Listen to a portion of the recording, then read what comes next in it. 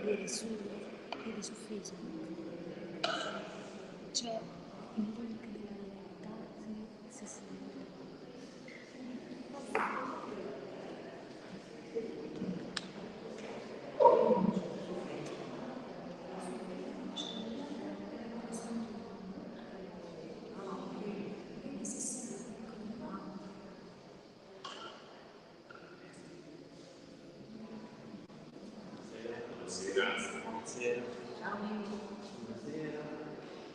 Lubiana, stiamo arrivando.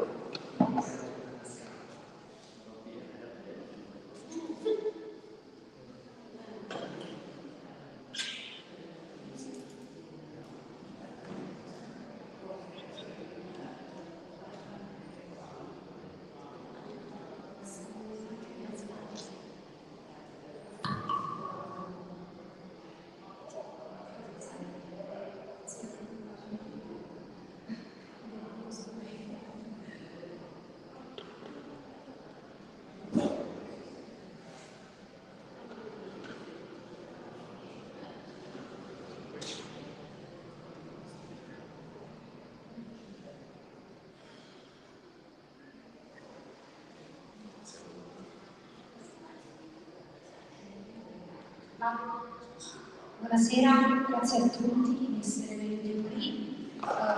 Sono veramente contenta di questa occasione perché mi sento a casa. Ringrazio il sindaco Roberto Di Civona che sul serio da vicino è una persona ancora più straordinaria di quanto si possa percepire via telefono o via email, quindi è veramente una persona straordinaria, squisita. Ringrazio i miei amici che sono venuti qui per ascoltare un po' di poesia. Loro mi hanno sempre visto in veste di insegnante, perché io insegno matematica e scienze, insegno ai licei, alle scuole superiori, quest'anno ho insegnato al CIPIA, quindi ho avuto diverse esperienze però che non coincidono proprio con la poesia, quindi è particolare il fatto che pur insegnando matematica e scienze ho questa forte passione per la poesia.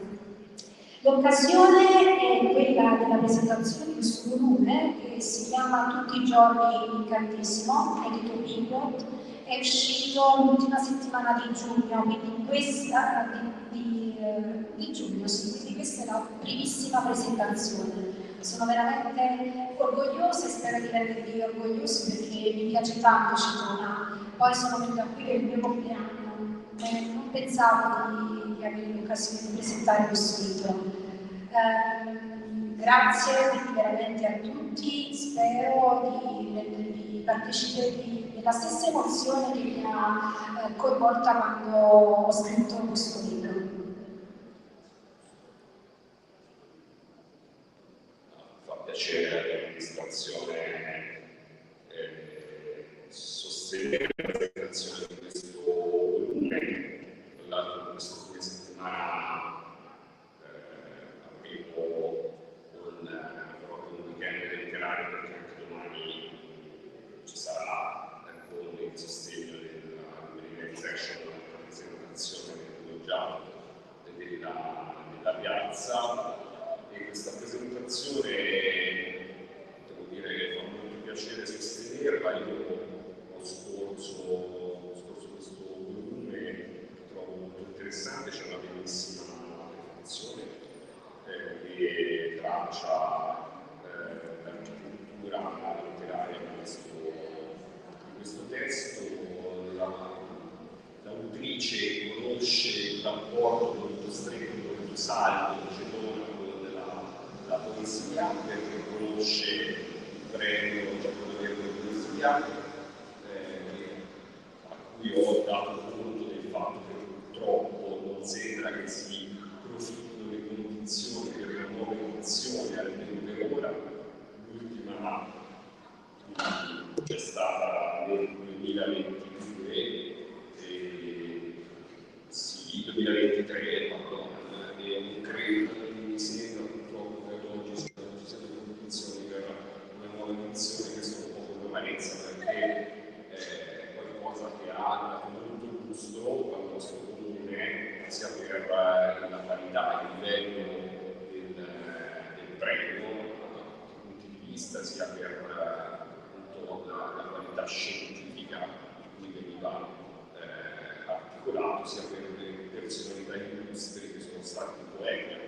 internazionali che sono stati qui presenti. Ho scorso, ripeto, il volume, non ho competenza in materia critica, ci mancherebbe lungi da dover pensare di capirla, però soprattutto dalla preparazione, ma anche da scoprendo il volume mi ha colpito. Poi in fondo chi fa la preparazione appunto ci dà anche degli strumenti per guidarci, per orientarci all'interno della lettura, e ci dice che è vero, sono poesie, ma che vanno lette in modo organico, quindi con un unico testo. E poi quello che mi ha colpito è il fatto che è un unico testo, quindi una sorta di poesia, ma che in qualche modo ricarica, prende uno schema anche un romanzo, e al centro c'è l'amore, e mi ha colpito il fatto che al centro c'è l'amore, non c'è un destinatario, nel senso che non c'è un destinatario, il destinatario è figurato, quindi è dedicato all'amore in quanto tale, e questo insomma in qualche modo ci tocca, perché in fondo l'amore è quello che muove la vita, la permea completamente. Se c'è qualcosa che davvero ci muove, che davvero ci induce, stimola e permea appunto tutta la vita, è l'amore, che poi è l'antitesi dell'odio, perché l'amore è un'espressione assoluta del bene, ed è l'antitesi dell'odio, che purtroppo invece dilaga e connota e contrassegna i nostri tempi. Allora una riaffermazione dell'amore, sul quale sì, è un testo letterario, ma si parla anche molto poco della contemporaneità dell'amore, che invece è quello che appunto muove e caratterizza le esistenze. Diciamo è questo che mi ha colpito, ripeto, non ho magari competenze per esprimermi se non in questo modo, e poi si parla anche di diritti civili, e anche questo insieme all'amore come un'antitesi e come qualcosa che si deve contrapporre all'odio che mi dà, magari credo che questo sia il valore che possa permeare questo volume, che appunto fa piacere presentare qua a Genova. Grazie. Grazie Roberto. Sì, questa è la grandiosità della vita. È proprio così che avviene. Il fatto che l'umanità riesca a rispettarsi sta nel timbro di quanto riesca ad amarsi. E in questi tempi in cui la crudeltà dilaga verso ogni forma di vita, è ancora più forte il messaggio dell'amore, se vogliamo ancora più politico, più civile, perché ripetiamo che il poeta non è più un poeta che sta nella torre d'avorio, ma il poeta ha un mandato sociale, quindi il poeta non è estraneo dalla vita politica, non è estraneo dalla vita sociale di qualsiasi civiltà, di qualsiasi identità. La poesia ha questo grande privilegio di riuscire a legare tante civiltà, tante antropologie, tante realtà con un messaggio universale. Quindi, legandomi anche ai colleghi che mi hanno preceduto qui a Cedona, nel Cedona Verde, sì, è un peccato che magari non ci si è incontrati, però ricordo la loro tradizione. Molti di questi hanno lasciato un video su YouTube, quindi mi lego alla loro parola. E il poeta ha anche questo strumento della parola. Oggigiorno che ci sono i cantanti che muovono le masse, insomma, il pop, hanno questo grande seguito, soprattutto dai giovani. Quindi il poeta dove si va a inserire nella società? Il poeta è una figura trasversale, perché è una sorta di psicologo, di antropologo, di storico, tutte figure mancate, perché alla fine dici ma tu chi sei un poeta. In realtà il poeta però è importante, ha un valore, non e tirare acqua al mio mulino, perché la categoria poetica mi sarebbe anche stretta, perché io scrivo comunque critiche, scrivo altre cose, quindi con la voce cambio registro, mi piace cambiare registro, però la figura del poeta è una figura che comunque nella società muove le intelligenze più profonde, muove gli inconsci collettivi. Oggi vogliamo dire opinione pubblica in larga scala, però il poeta riesce a incoraggiare gli inconsci collettivi ad avere una voce, non propriamente il poeta latte, ma il poeta come figura in generale. Questo è proprio la definizione di poeta dal punto di vista storico. In ogni epoca storica il poeta è stato in grado di tradurre quella che è la dimensione che si sta vivendo, un po' in grado di tastare il polso della storia, lucidamente quello che sta accadendo, perché il poeta ha lo strumento della metafora, lo strumento del chiasmo, lo strumento del simbolo, quindi mediante il simbolo è capace di raccontare quello che magari non si vede. Chiaramente la mutazione che sta avvenendo, che non è una mutazione antropologica di cui parlava Pasolini, diciamo che è una mutazione nuova, che è la mutazione del digitale, che è la mutazione dei mass media. Il poeta dove si va a mettere? È chiaro che la voce del poeta cambia, quindi anche in questo libro non ho utilizzato più quei lemmi storici, arcaici, che magari utilizzavano i poeti diversi secoli fa. Chiaramente si parla di poesia contemporanea. Dal momento che la poesia contemporanea, con il Cedona Verde, non perché il Cedona Verde seleziona buona poesia, però c'è anche una cattiva poesia, ovviamente, che io definisco una cattiva poesia, che è un po' più votata al nihilismo, al decostruttivismo, però tendendo a proprio stratificare quello che è la realtà invece di costruirla. A me invece piace costruire la realtà, a me piace edificare. L'amore è la chiave che utilizzo per questo volume, ma in generale anche nei volumi precedenti. Io l'ho portato, però non penso che abbia avuto tempo di leggere qualcosa dai volumi precedenti. E lo strumento amoroso è anche uno strumento politico, civile, questo lo vediamo in Teodora. Non ci siamo messi d'accordo con i coperti per le domande, quindi è tutto improvvisato. Lo vediamo in Teodora perché in questo volume che si legge, come direbbe Montale, con un poema unico, quindi c'è una prima parte intensamente lirica di poesie dedicate, di un io femminile a un io maschile, una seconda parte risponde di io maschile. Questa è una cosa che ho investigato, esplorato personalmente già nel volume precedente, che era improntato su una rilettura del Cantico dei Cantici.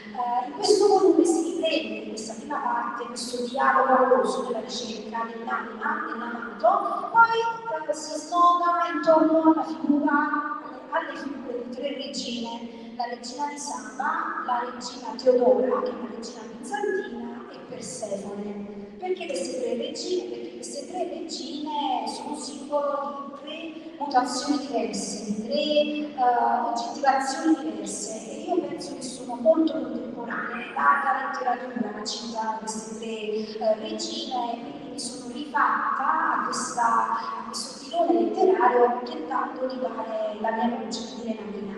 Teodora in particolare è quella più che ha a che fare con la forma di amore che diventa anche legge, la forma d'amore che diventa anche politica, atto. E infatti è tra le prime regine che si è seduta al pari del suo compagno Giustiniano e che ha lottato per la parità dei diritti delle donne, per il riconoscimento della figura femminile anche dal punto di vista giuridico, sociale, economico.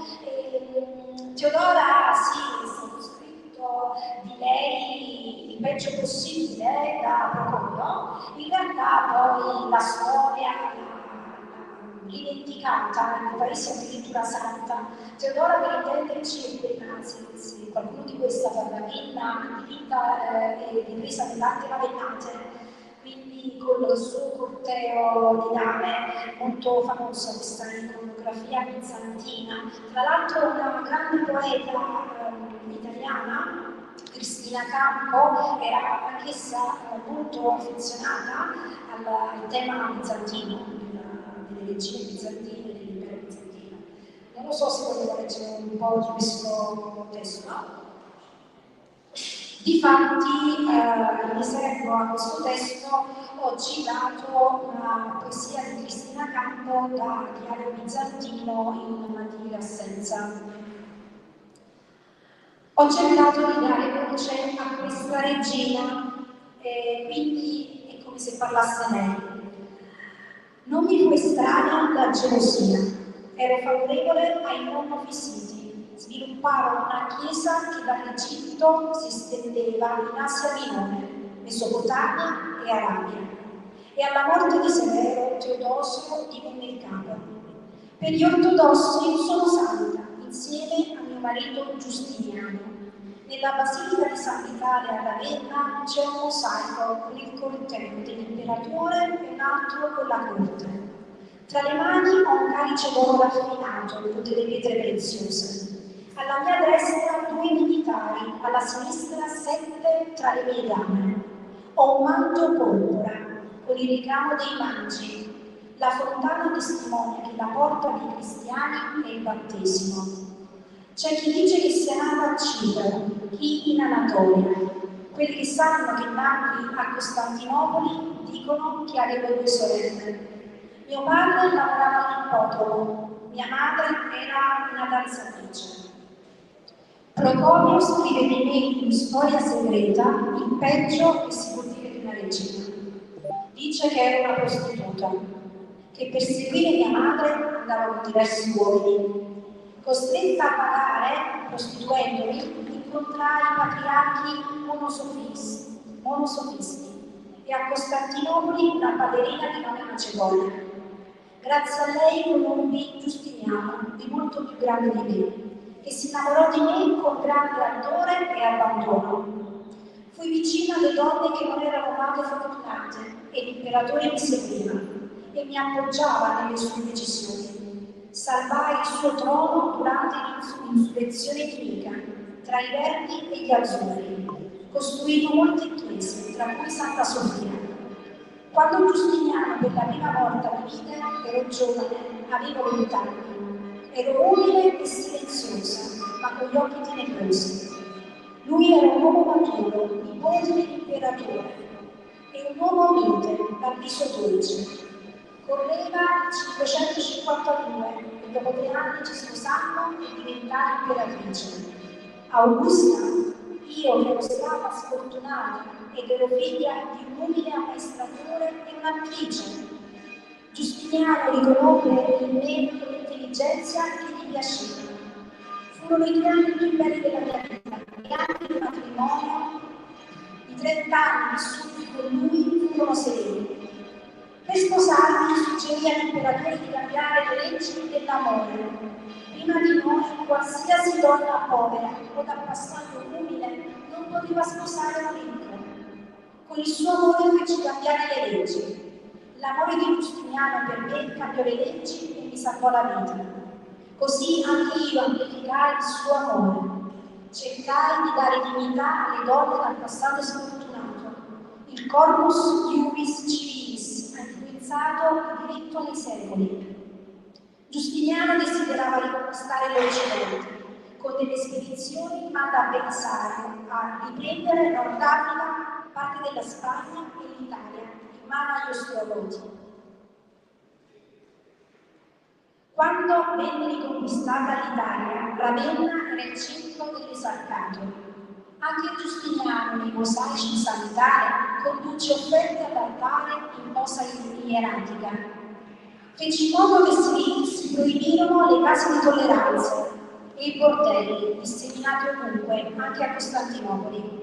La legge proibiva il divorzio, diede modo alle prostitute di riscattarsi, di potersi sposare, anche se la dote non era importante, ciò che si possedeva, ma quello che si sentiva, che si provava. Io credevo che Gesù avesse solo una natura, quella divina. Prese le forme di corpo umano solo per il tempo trascorso in terra. Nel regnare mentre con l'energia che mia madre usava per ballare e la forza e il coraggio che mio padre aveva con le belle. Non avevo paura dei legnani. Costantinopoli contava, prima della peste, quasi 1 milione di persone. Durante la peste mi sono vista perduta. Credevo che l'imperatore sarebbe potuto morire. Superammo fortunatamente anche quella tempesta insieme. Prendevamo decisioni in latino prima di fare l'amore. Giustiniano era impegnato coi codici mentre vivevo con la mia corte di nanni, spesso sul filo del rasoio, preoccupandomi degli intrighi, dei traditori, di quelli che ci circondavano e dei loro interessi. Quando incontrai per la prima volta Giustiniano, lo sedussi con le parole e con la mia intelligenza. Lui fu colpito dal modo in cui mi muovevo, come agitavo le mani e toccavo le labbra parlandogli. Ci guardavamo come un colpo di fulmine a lungo negli occhi. Avevo gli occhi neri, profondissimi, lo sguardo di chi soffre ma non ha paura. Lui mi intravide una luce divina, ero la luce del bosco, vedeva in me i preziosi tesori della Basilissa. Sentiva che in me c'era un eco del suo destino. Da dentro i miei occhi c'era il tumulto di quello che accadeva nel popolo e le urla di mio padre che ammazziva le bestie. Nei miei occhi c'erano tutte le sofferenze del teatro e del circo, gli sbagli, la vergogna di quelli che a vedermi giravano il volto o cambiavano strada. Lui no. Con il suo sorriso da imperatore non ebbe paura di me, non esitò a salvarmi la vita. È stato Cristo a lasciare che la mia conversione mi salvasse la vita e lo fece nei momenti più belli. Quando incontrai Giustiniano, lui era stato amato dallo zio, che prese in sposa una schiava, Eufemia, che fece imperatrice. C'era nel loro bene un amore per le donne esperte ma sfortunate, macchiate dalle ombre di Costantinopoli e per questo possedute di potere. Quel giorno che fui proclamata imperatrice, sapevo che non era una finzione. Ero sopravvissuta a tutto ciò che di peggio si poteva immaginare, eppure ora l'amore non mi spaventava. Di Giustiniano amavo gli occhi, il corpo, la cultura sconfinata e il fascino. Lo avrei sentito per tutta la vita. Al di là di ciò che testimonia Procopio, il mio fu amore per lui. Nella Basilica di Santa Sofia lo vidi avvicinarsi a me con la corona e anche io fui impreziosita e vestita da imperatrice. Teodora, figlia di Acacio, imperatrice, Giustiniano mi sussurrava di non avere paura, che saremmo stati amati per tutta la vita insieme. E ci credevo nel suo amore più di me stessi. Avrei giurato ogni cosa per lui. Commisi anche atti crudeli da imperatrice, molto crudeli, e fui punita, infatti non ebbi figli da Giustiniano. Vivemmo 20 anni insieme, prima del mio cancro. Lui visse ancora a lungo dopo la mia morte e mi rimase fedele. Molti mi dicono santa, altri femminista, altri imperatrice. Crudele, infame e dissoluta. Quello che so è che un mistero ha avvolto la mia vita. Nel corpus giustinianeo c'è scritto che un uomo non può chiedere il divorzio se non approva le ali di adulterio. Gli uomini non possono usare violenza alle mogli e i colpevoli non hanno diritto alla dote. Un uomo non può lasciare una donna senza un soldo, per capriccio o pietà.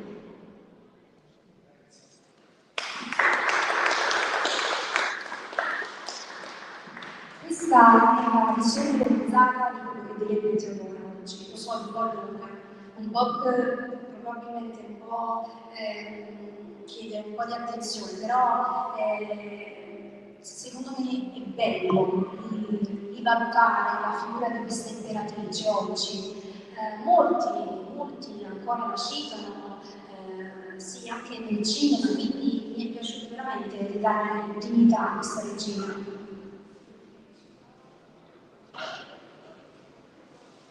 Sia una figura, come si diceva, che un po' tranquilla, che ha sinteticato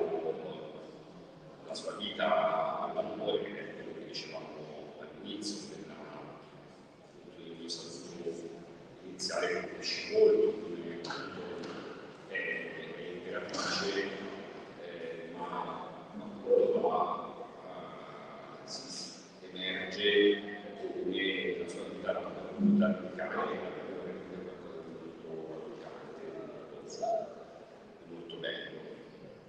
E volevo fare una domanda più generale. Oggi, proprio con l'avvento del digitale, è vero che può dare occasione, dare un'opportunità anche per pubblicare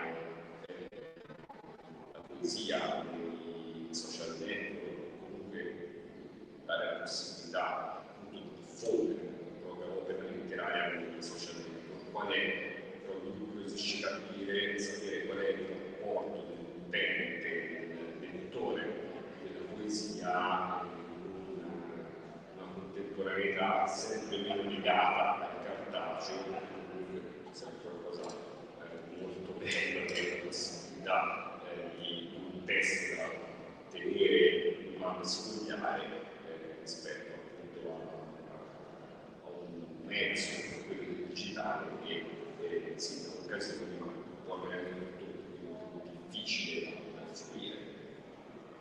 Grazie, spero di rispondere bene a questa domanda, perché rispondere alle domande pubblicamente dipende sempre dall'interlocutore che ti poni. Se ci fate caso, a seconda dell'interlocutore tu magari cambi modo di rispondere, però in linea generale quando parlo di poesia parlo comunque riferendomi all'idea generale di critica accademica, che è quella che si insegna a scuola, no? La poesia che si insegna a scuola. C'è una poesia che si insegna, quindi poeti, Cetona Verde, categorie poetiche, famiglie poetiche che leggono ai poeti.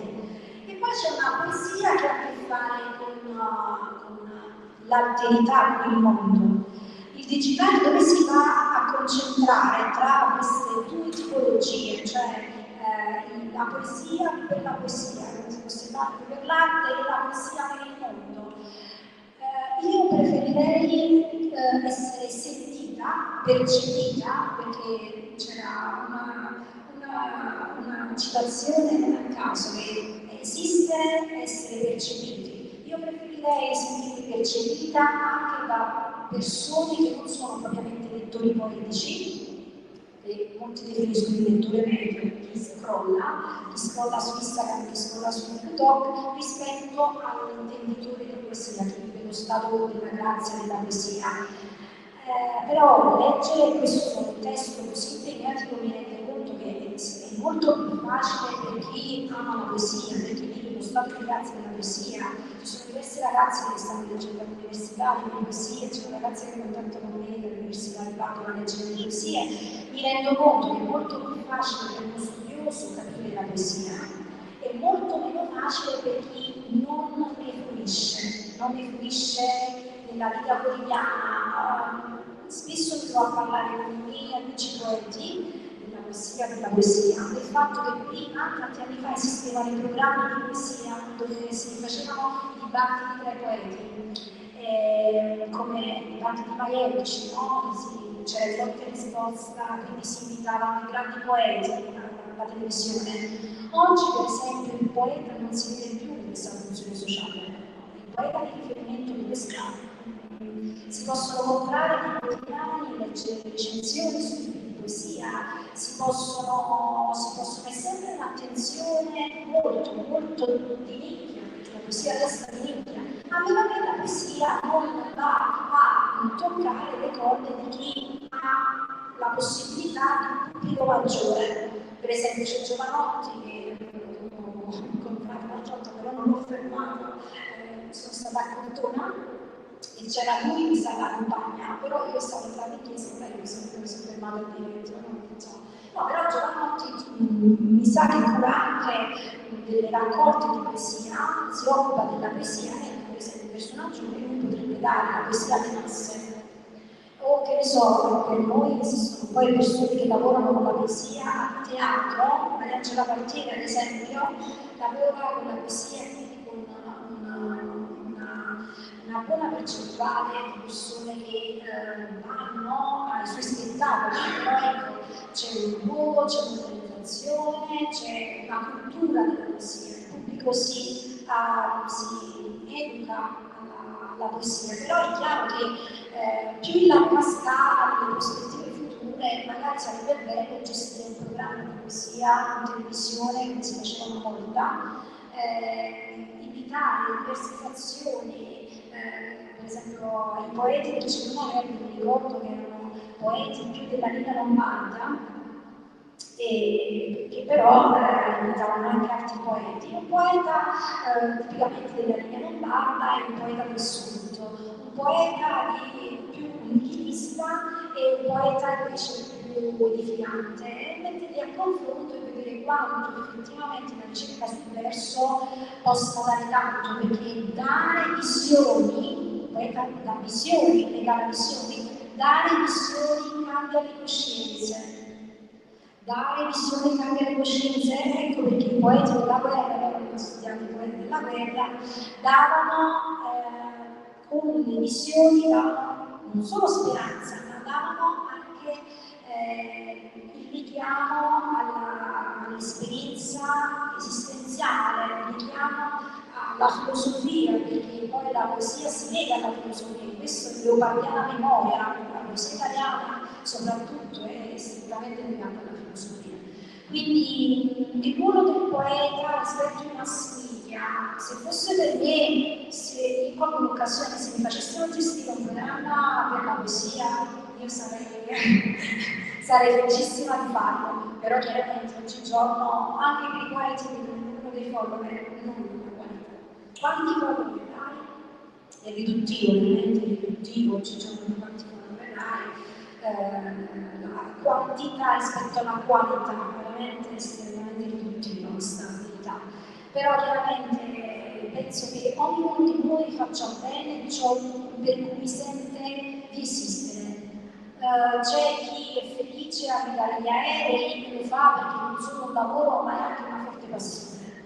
C'è chi fa judo, è una forte passione, io insegno, mi piace insegnare, però io fin da piccola ho studiato poesia, il mio respiro. Non ce la faccio a fare diversamente, non ce la faccio. Come nasce la poesia? Questo è il nono libro di poesia che scrivo. E ho cominciato che ero una ragazza, non avevo scelto di essere poeta, ho cominciato che andavo alle scuole superiori e leggevo Montale, poi leggevo Bertosana, poi leggevo Antonella Netta, poi leggevo Maria Luisa Spaziani e leggevo tutti questi poeti che mi parlavano. Ma dicevo, com'è possibile che mi parlano? E al liceo, quando ho fatto il liceo, che era un liceo comunista, il liceo genovesi, quindi sì, era aperto di mentalità, poi il liceo tanto tempo fa era un po' diverso, c'era ancora il concetto di liceo politico, invece adesso si è perso ovviamente questo concetto. E quindi sì, io ho conosciuto la poesia tramite la scuola, semplicemente, e quindi come l'ho conosciuta io tramite la poesia, tanti ragazzi, tanti giovani potrebbero conoscere la poesia tramite la scuola. La scuola insegna letteratura, ma poco, anche che dicono questa nuova educazione, io dico motivo affettivo sessuale perché così mi è stato insegnato, come ho insegnato, però la poesia può educare anche a questo nuovo tipo di sentimento, il sentimento di elasticità, il sentimento è quello che muove l'anima. Oggi mi sembra che esistono ragazzi senza sentimento, soprattutto nelle barbarie che fanno non solo tra di loro, ma anche verso gli animali. Ultimamente, siccome è morto il mio cane dopo 16 anni, la mia cagnolina, mi sono molto avvicinata alla dimensione di queste persone che si occupano gratuitamente per i cani, per gli animali, per i gatti, presso i canili, presso le associazioni. Sono stata al canile di Torrita e ho un po' avvertito queste dimensioni che per me erano lontanissime, e vedere il silenzioso bene che fanno queste persone veramente a volte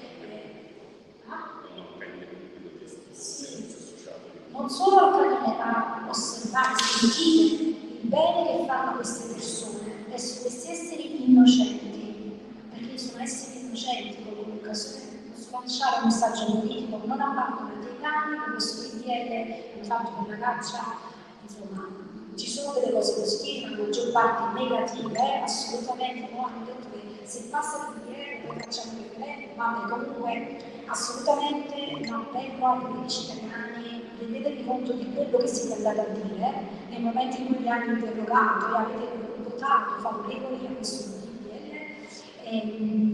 Rendetevi conto, rivedetevi nel libro, rendetevi conto di ciò che avete detto, abbiate la pietà di farlo, perché no? Le motivazioni che hanno dato in questo PDL fanno venire da brivido, veramente fanno venire i brividi, e vedere il bene di queste persone che si occupano dei deboli, in questo caso degli innocenti, è anche una forma di sentimento forte. Oggi, non proprio oggi, in questi giorni, no, però anche oggi ho visto vari post su quello che è successo a Caracas. Per esempio, a me come poeta quello che accade nell'umanità e nel mondo tocca, anche se non accade proprio fuori casa mia. E quello che è successo a Caracas nel Venezuela mi ha toccato tantissimo, anche io ho scritto una poesia su questo. Ancora quello che succede in Sudan, gravissime crisi umanitarie, ancora quello che accade in Cisgiordania, quello che accade nella striscia di Gaza. Io qua ho citato in una poesia la striscia di Gaza, i bambini a Gaza, perché è come primo quando si guardano queste immagini di questi bambini, in qualche occasione, scusami per un messaggio politico, quando si guardano le immagini di questi bambini è pietrificante. Come primo lei si impazzisce, non puoi guardare queste immagini. Io all'inizio le guardavo, ma dopo un po' mi sono detta non guardarle più perché ci si impazzisce e si nota a che livello può arrivare la crudeltà dell'uomo, la crudeltà umana. Quindi si va dal caso che un essere spregevole abbandona un animale innocente, lo abbandona, e esseri spregevoli abbandonano abbandonano bambini, esseri umani, stiamo parlando di specie animali. Allora, qua investito un po', ci sono dei sogni dell'Europa. Io definisco il sogno dell'Europa che ritorna in me come una felice, perché chiaramente noi sentiamo molto il nostro continente come tanti altri continenti. Adesso siamo in Europa, sentiamo più ferocemente quello che accade in Europa, e ho scritto così: passi vicino a una scuola a Belgrado. Le voci dei bambini ricordano i bambini straziati a Gaza. Quante marce si fanno in comunione all'amore e alla tenerezza, ma ancora il male percuote l'aria e la mente dei potenti, che si fanno assassini, incapaci di relazionarsi a Dio. Non sono capaci a vedere una sola immagine di Gaza. I corpi straziati e carbonizzati di quei bambini fanno perdere il segno.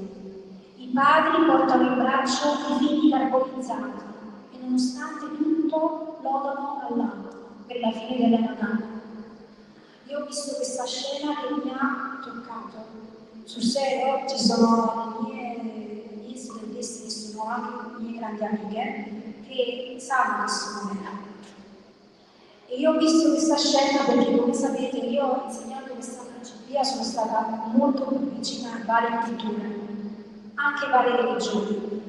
E diversi ragazzi sono musulmani, quindi i musulmani hanno diverse feste, non è come noi che abbiamo il Natale, la Quaresima. Loro hanno questa festa dove digiunano e poi ringraziano Allah per il digiuno fatto. E io c'è stato un giorno che ho visto a migliaia di video di mamme e babbi che portavano i loro bambini carbonizzati con un solo atto o senza parte del viso, senza le orecchie, senza i piedi carbonizzati, e ne andavano a mettere queste fosse comuni e dicevano lodavano Allah. quella cosa ancora adesso mi impressiona l'anima, è come è possibile che la crudeltà umana vive a questo? Come è possibile che ci può essere una politica che permette atti di una crudeltà così abnorme, così disumana? Cioè sono crimini all'umanità come è stato il crimine del nazismo, sono crimini veramente feroci all'umanità. Ne posso dire a miliardi, c'è una lista infinita di crimini all'umanità, però per dire che il sentimento è la conquista della poesia, la poesia conquista il sentimento. Se ci fosse un'educazione al sentimento, anche nel nostro piccolo, nelle scuole, io pochi anni fa ho fatto una lotta per le biblioteche, perché ho scritto un romanzo su una bibliotecaria. E l'educazione al sentimento è vicina all'educazione poetica.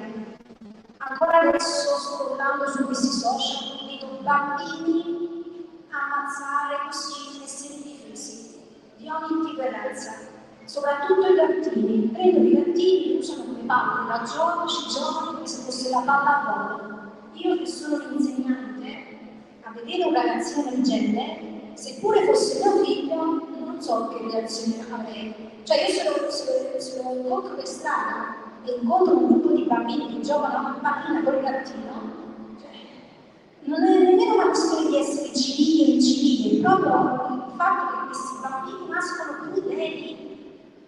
Cioè i discorsi che fanno alcune persone a Israele sono davvero cose inimmaginabili, una crudeltà inimmaginabile, eppure esiste. Quando si vive il lutto, quando si vive la mancanza, quando si vive la delusione, l'amarezza, noi entriamo in contatto con la crudeltà e la crudeltà esiste, così come esiste la bontà, però atti come questo, atti del genere, come quello che noi stiamo facendo, sono tentativi di sollevare l'umanità dalla condizione della crudeltà. Nel senso che quella che giustamente ti ringrazio che hai citato non è una crudeltà peraltro che si svolge e si spiega nel privato, è una crudeltà pubblica, cioè una crudeltà che è fatta da chi deve avere una responsabilità contraria, da chi governa, nel caso di Israele, nel caso di Netanyahu, del suo governo, che hanno indotto quello che giustamente è stato definito qualificato come un genocidio, che aveva indotto una città, una macerie visibile da tutte le immagini che sono state proposte. Quindi va distinto, cioè va tenuta distinta una crudeltà che è uno dei sentimenti, ma insomma non è un sentimento, è una convenzione dell'individuo di essere crudele, è una forma di esternazione, di sfogo dell'odio, comunque è parte del modo. Quella è una crudeltà, è diverso, è una crudeltà di persone che sono state anche elette per governare, nonostante questo producono crimini contro l'umanità, uccidono non distinto bambini, generano sofferenze atroci.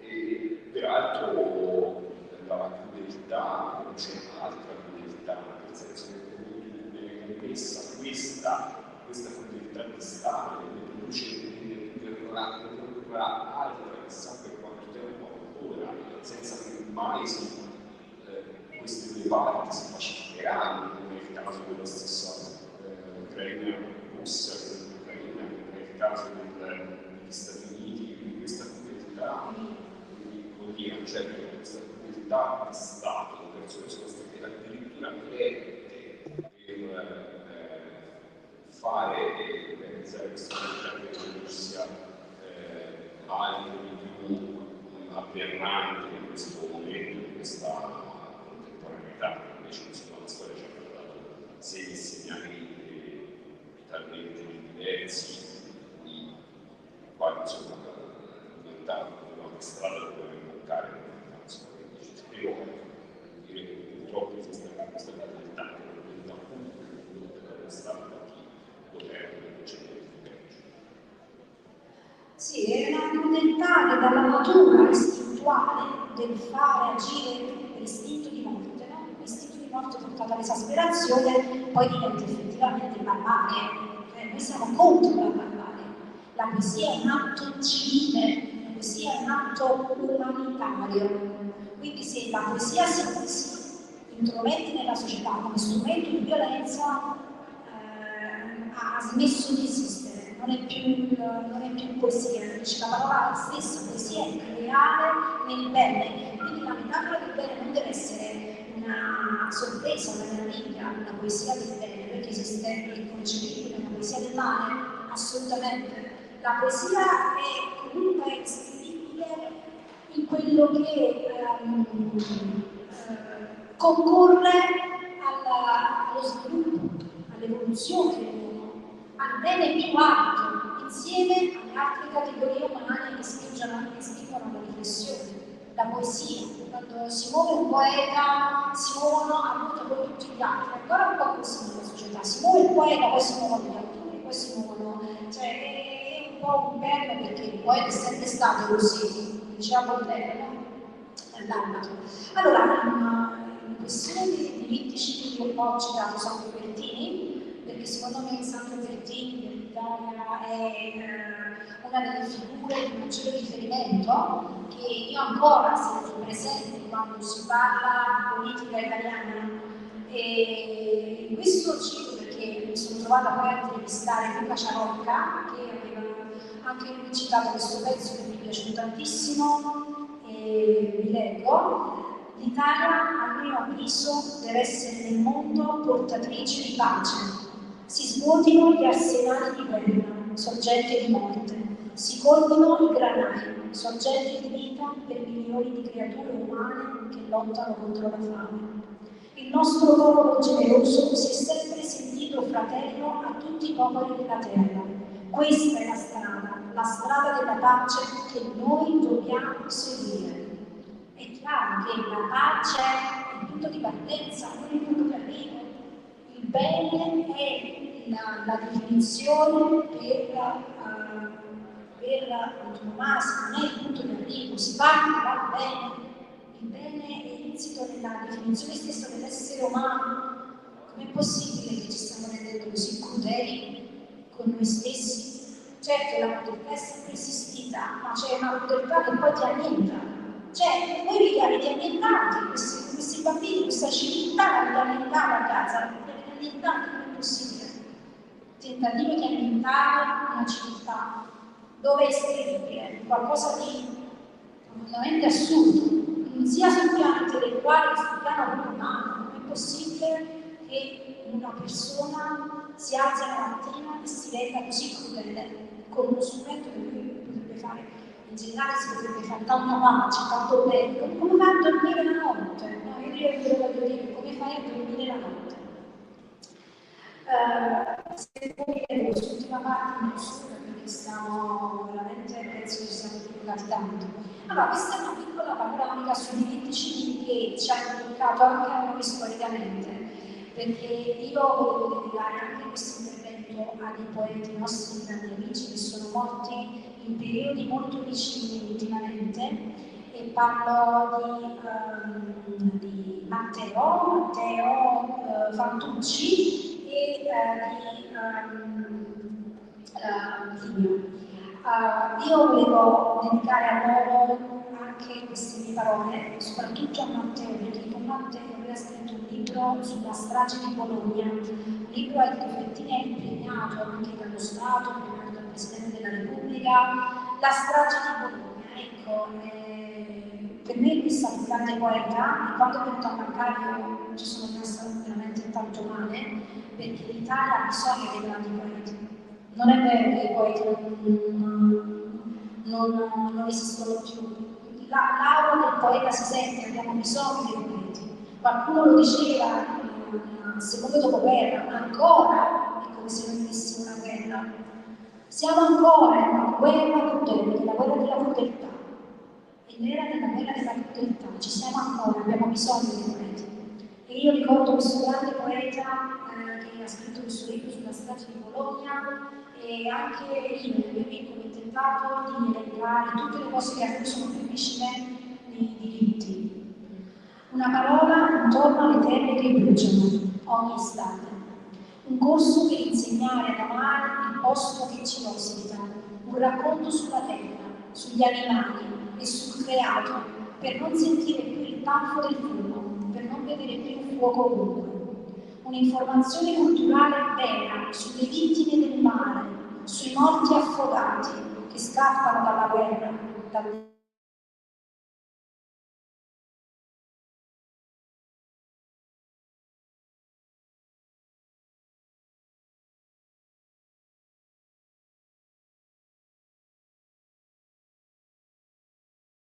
Scusateci, non lo so se sta continuando ad andare la diretta, per piacere. Questo è, colgo l'occasione della chiamata, il Papa, giustamente, a cui sono tanto grata, si è occupato di queste morti, è andato a Lampedusa. Non lo so, sta continuando. Noi con la scuola che abbiamo fatto siamo vicini a questi realtà, molto vicini. Si parla di persone, di ragazzi minorenni che per tutta la vita conservano soldi per andare in queste banche.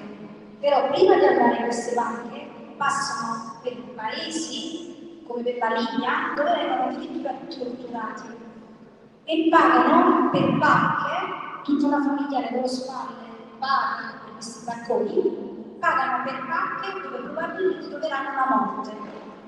Una crudeltà infinita e senza senso che avviene nei nostri mari.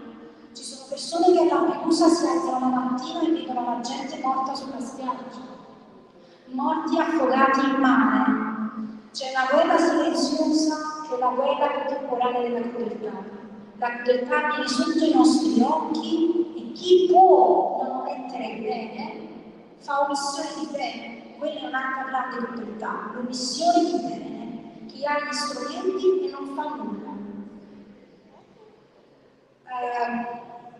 Un'informazione culturale vera sulle vittime del mare, sui morti affogati che scappano dalla guerra, dal disagio, dalla fame. Una storia vera sulla parità dei diritti tra uomo e donna, interrogativi sulla democrazia. Il consiglio per un libro giusto, che sappia dare valore alle università, alle istituzioni, che faccia luce sui drammi della raccomandazione. Qualcosa che parli della pornografia, della violenza sui minori, del traffico degli organi, un trattato sulla difesa delle minoranze, una poesia sul mare, sui cadaveri della guerra e dei violoni umani, anni da dedicare agli storici, a chi si interroga sulle mafie, sulle carceri, sulla pena di morte. Lo spazio per i moderni eroi, per chi non ha paura di scoprire l'assassino, per chi tiene inchieste profonde, per chi lotta nella giustizia contro i soprusi, contro le indifferenze. Il confine tra cadaveri e vivi, tra femministe e oppresse, tra quelle a cui viene rifiutata la passione e quelle che cercano il divorzio. Tutte le rivoluzioni drammatiche hanno intrecci assurdi. Alla televisione non trovo più nessuna conversazione intelligente, uno scenario amministrato dai potenti, mentre i titoli dipendono da un meccanismo orwelliano. Autorità che non pensano, non sono capaci di sentire il paese, non sanno strutturare un sano rapporto con i mass media. La pubblicità degli estremismi politici e talvolta chi decide finisce per ripercorrere gli sbagli, finisce per accompagnare l'azione a un rapporto di forza, a frasi testamentali che spaventano, umiliano, rischiano di annichilirci. Diventiamo numeri di un'economia che non ha occhi per vedere.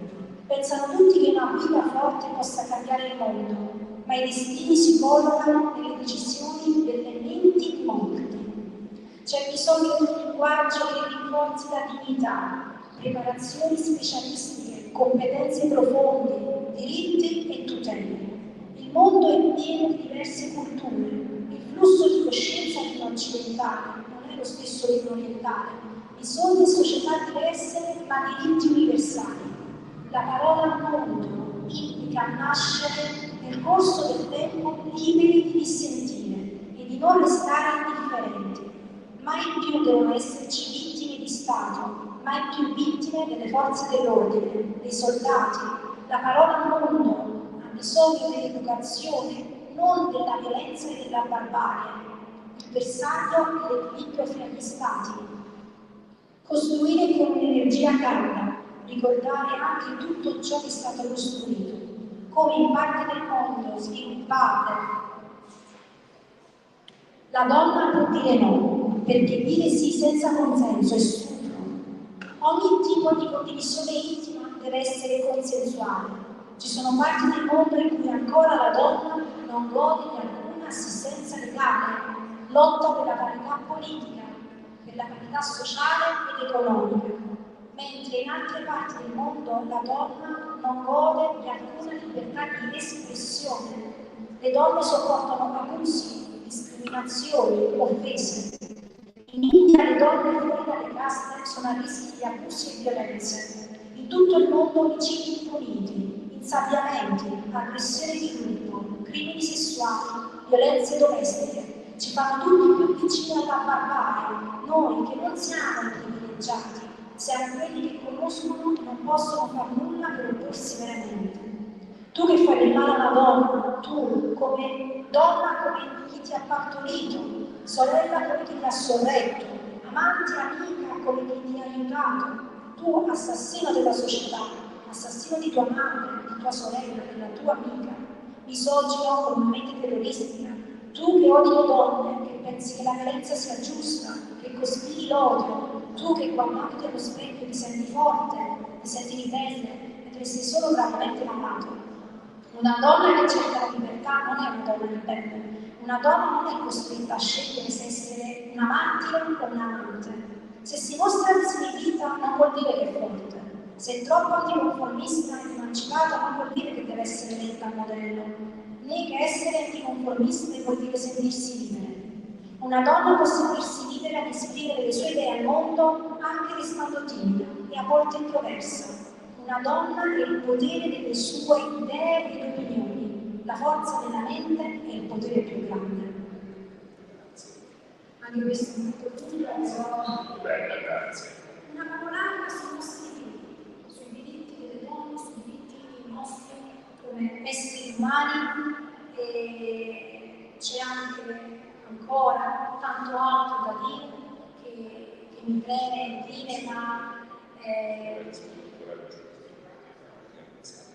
no, grazie a voi, grazie a te, grazie per aver dato l'occasione di parlare in Senti, sull'ultima domanda lo dovrei fare, da una nostra maestra ha insegnato qua, così, però io volevo fare una domanda perché ho incrociato lo sguardo della nostra maestra, volevo fare una domanda perché per me è stato qualcosa che in qualche modo mi ha, nel tempo, nella vita adulta, mi ha comunque segnato.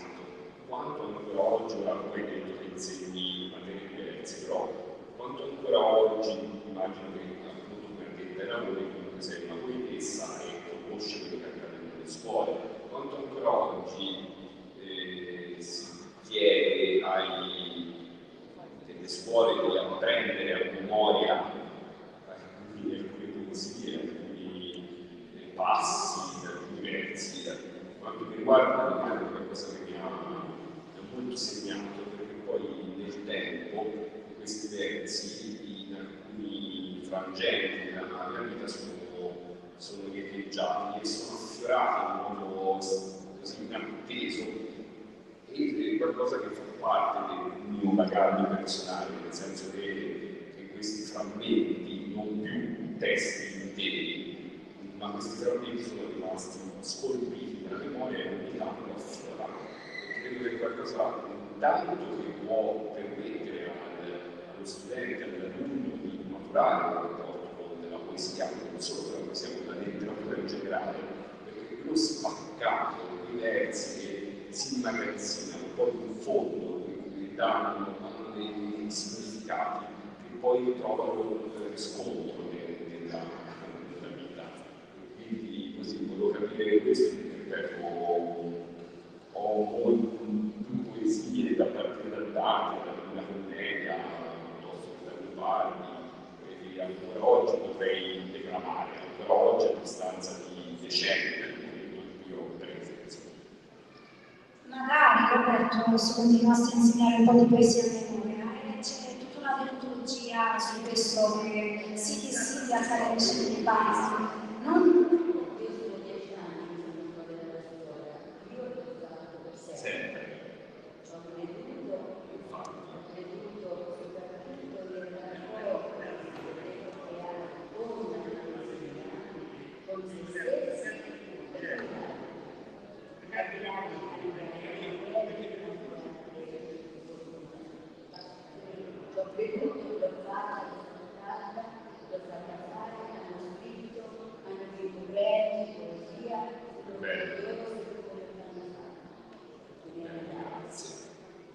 La poesia è una materia utile, la poesia è una materia utile, una disciplina che impara ad essere più buoni, più umani, il sentimento, l'educazione al sentimento, all'interiorità, il cuore, ti fa conoscere, perché è un incrocio tra filosofia, tra antropologia, anche riflessioni sulla cultura, mentre oggi ai ragazzi gli dai il rapper e loro si come rapper.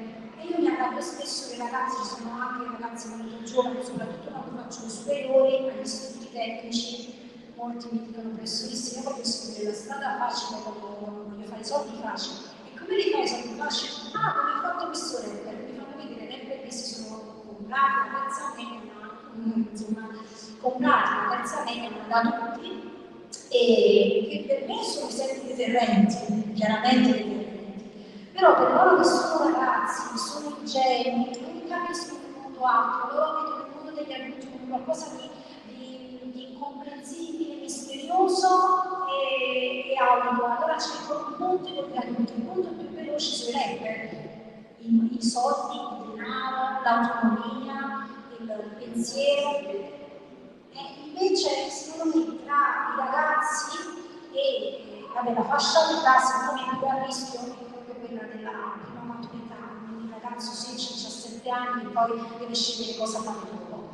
Il ragazzo giovane, la ragazza giovane che vedono questi modelli, ma tanto tempo fa c'era la regina, la cultura antropologica vedeva il fatto di sentire le regine. Si somigliava alla regina, si somigliava a lei, così come dovrebbe essere ancora ancora negli stati in cui ci sono governi in cui c'è la regina, si guarda la regina come modello influencer, quindi ha un esempio di bellezza, di altezza. Invece oggi non esistono più le regine positive, esistono i rapper,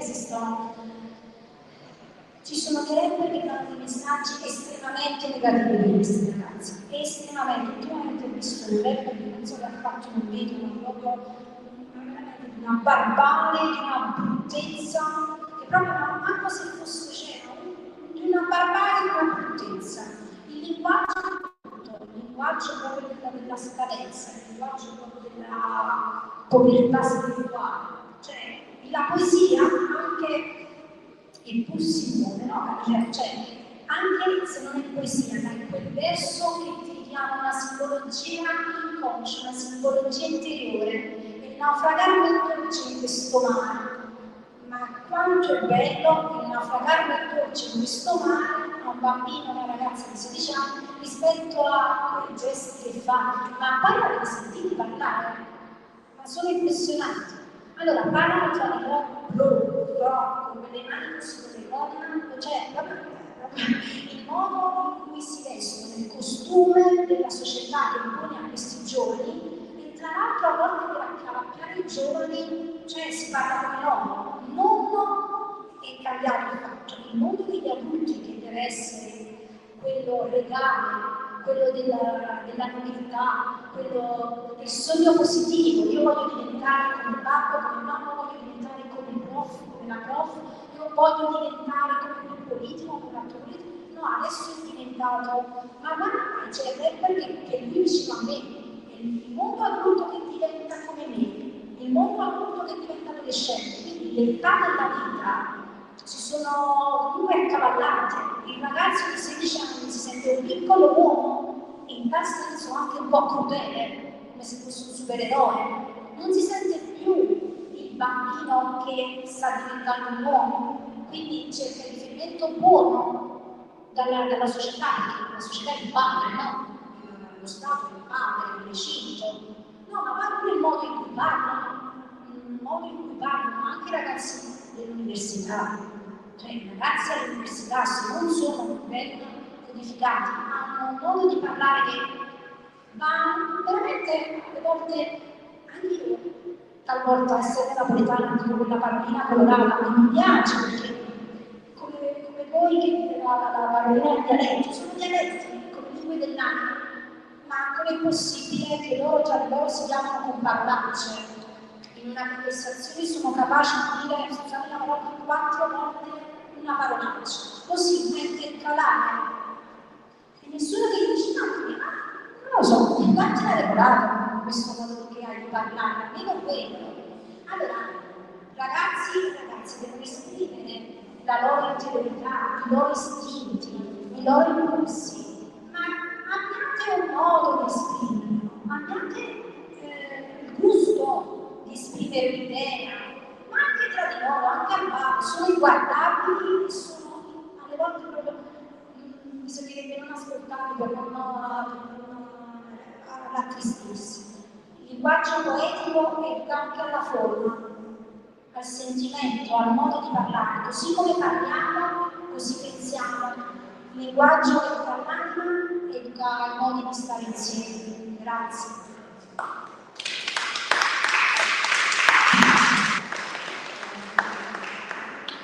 C'è qualche richiesta dell'autrice, se no concludiamo qua la presentazione.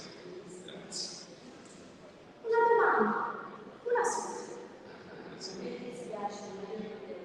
Grazie, maestra, grazie tanto. Grazie. Una domanda. Non siete costretti, se volete farlo.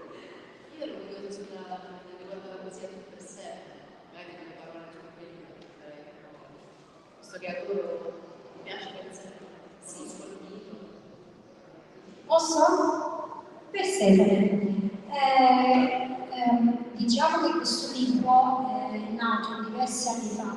All'inizio che sono venuta a Lasciano avevo abbracciato il progetto di scrivere delle poesie per il luogo in cui adesso vivo ed erano confluito in un libro che si chiama Nelle sue braccia. Questo libro non è stato più pubblicato perché l'editore poi è fallito, però nel frattempo mi trovavo tutte queste carte, questi studi che avevo fatto su Persefone, su varie regine, su Asciano, su altri posti, e quindi poi mi sono detta no, adesso faccio uno studio organico, preciso, su Persefone. E ho cominciato non solo a scrivere dei saggi su Persefone nell'arte antica, ma anche Persefone nell'arte moderna. Questo perché semplicemente perché quando sono venuta qui, io già l'ho seguita prima, però ho continuato a seguire un professore che insegna all'Università di Siena, si chiama Tommaso Brancini, e lui insegna letteratura greca. E quindi io mi sono tanto appassionata a queste mitologie, in particolare a Persefone, perché poi entra col fatto che chiamandomi Sabatina ho sempre fatto la metafora del tempo. Tutti i giorni l'incantesimo, io sono nata con questa croce, ognuno nasce con le sue croci, e quindi sì, il gioco del tempo. Persefone cosa fa? Persefone è la regina delle stagioni, perché vive per un periodo nell'Ade e poi quando riemerge c'è la primavera. E diciamo da monte di Ade si dice sia bellissimo perché comunque nonostante sia degli inferi, comunque è il fratello di Giove, quindi è bellissimo.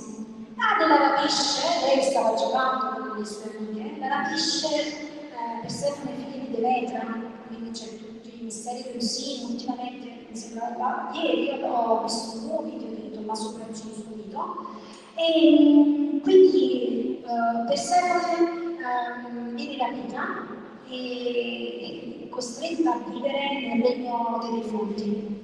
Però io qua ho dato una lettura diversa, una lettura personale. Io ho cercato di immaginare il regno dei defunti non come lo vedevano gli antichi, era un regno, diciamo, loro non avevano una distinzione che abbiamo noi, inferno, purgatorio, paradiso, quello è venuto dopo, con Dante. Quindi ho cercato comunque di tracciare il destino delle anime parlando attraverso di lei. L'ho ritenuto una ricerca più interessante dal punto di vista letterario. Ora non so se è il caso di leggerla perché vi abbiamo ritardato. Se volete la leggo, però poi concludiamo. Allora, Persefone. Qua a Inesec ho citato una poesia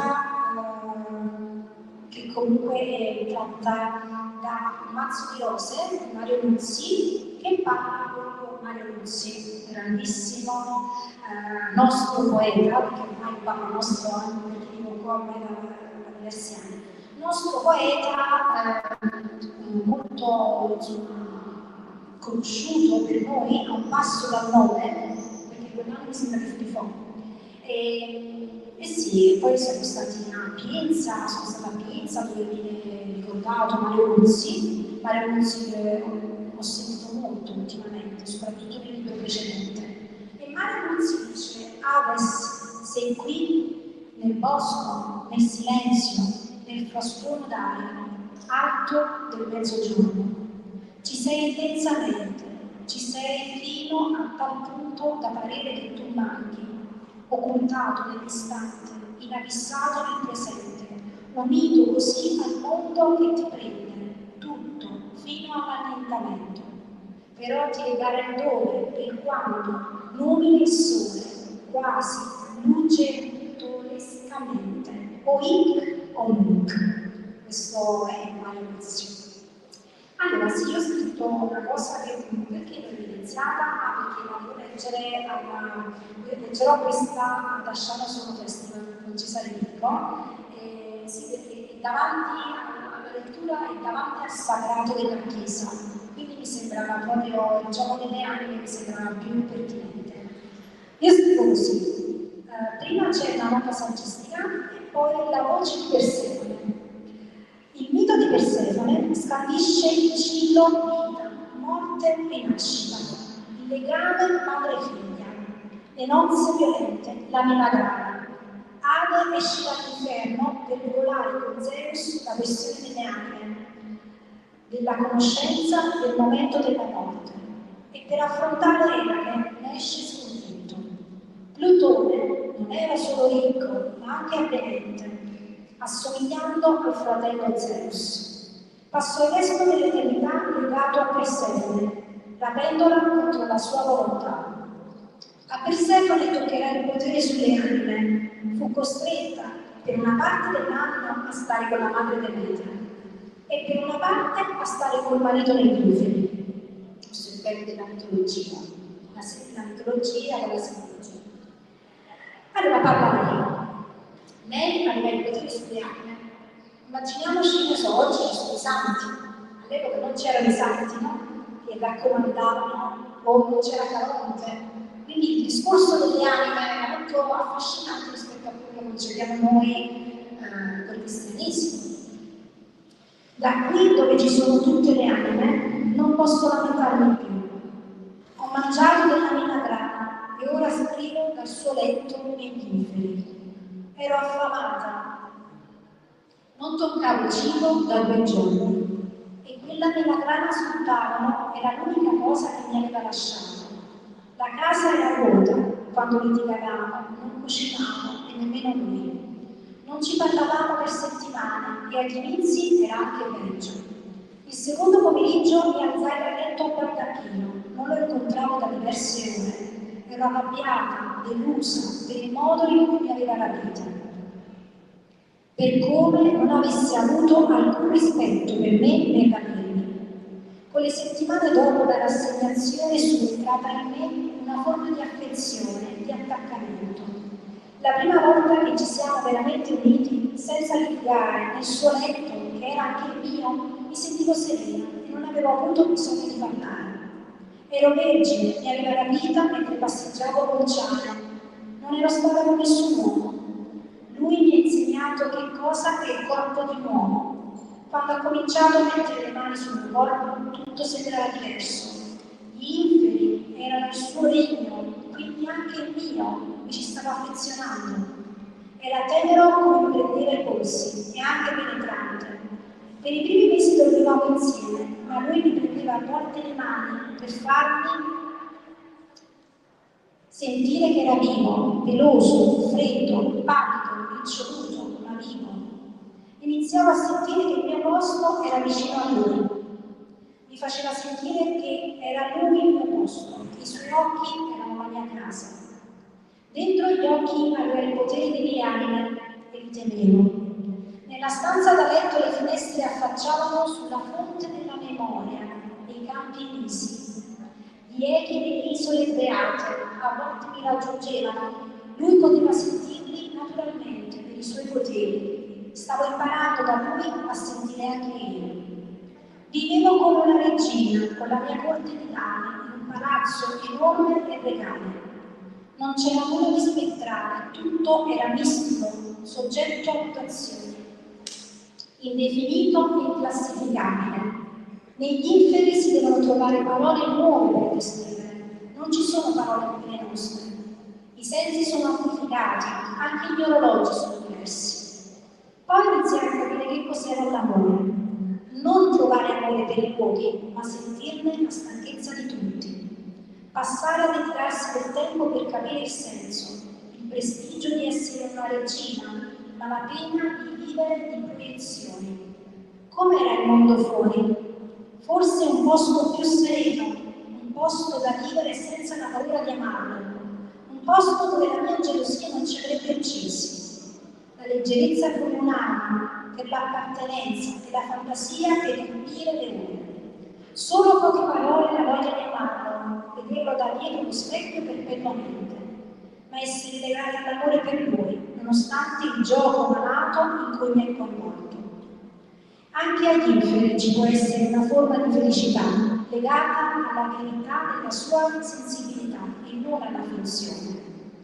Quando ho deciso di amarlo legata al dramma e quando ho deciso di trasformare il dramma, non è quello che fa ogni donna. Il passatempo preferito delle donne, trasformare il dramma. La sua giacca addosso, il mio galera fiamme. Qui l'inferno e anche il paradiso. È la cosa più buona che abbiamo assaggiato, e più ne assaggio più ne voglio, e lo desidero. Vorrei essere i suoi polpastrelli, entrambi quando si aggiusta i capelli. Vorrei essere anche vicina, per stare più vicino agli occhi. Voglio stargli vicino solo per toccare una sua parte, un suo piccolo dedo, per stare senza far niente, a sentirne la presenza, il calore dell'oltre vita, come di qualcosa che nasce da niente, perpetuamente continua. Non voglio sentire le anime che mi attraversano. Le lascio distanti, contemplare le colpe e i ricordi. Lui invece mi rimane dentro sempre, mi fa madre di vita e di morte, mi scappa tra i vivi e i morti, sospesa nell'eternità. Sacra, come solo l'amore sa essere sacro, peggiore a niente, migliore a tutto. Mi giro e tutto intorno a me nella brezza di morti, ma tra i vivi lui mi ha desiderato. Cosa è meglio vivere? L'amore tra i morti in un posto morto, la solitudine tra i vivi in un posto vivo, tra i vivi incapaci a decidere il futuro. In questo talamo, in questa terra inesistente, creata come moglie, del silenzio dei silenzi, capita come regina cinica e passionale, tutelata come regina fremenda, attesa come amante materna su nella vita, dove mi vogliono per portare la morte.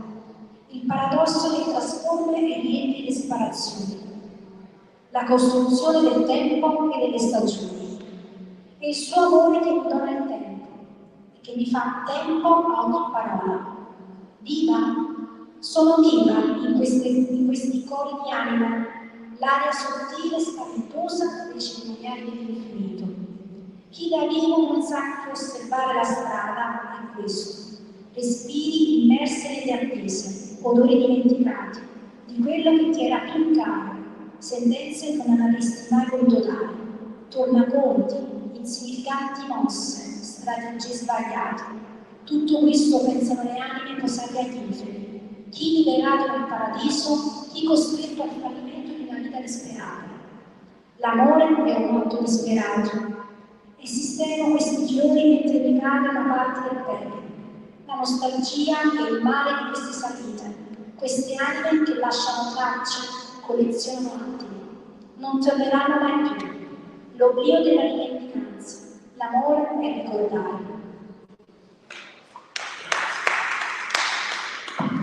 Grazie veramente a tutti. Grazie di avermi dato la possibilità di leggere e di dire la mia poesia. Grazie Roberto, grazie Enrico, grazie a tutti. Grazie.